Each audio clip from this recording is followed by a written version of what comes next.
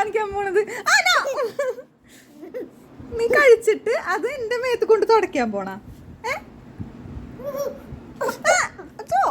എന്താണത് വീഴാൻ പോണ?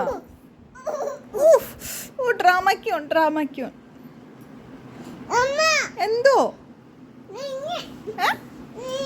ആര് വീണ്? ആ കണ്ണാടിയുടെ ഉള്ളിൽ ആരാണെന്ന് നോക്കിയേ. ആരൊക്കെയാണോ അത്?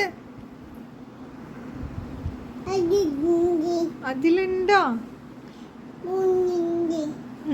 മോനുണ്ടല്ലേ? ആരുണ്ടല്ലേ?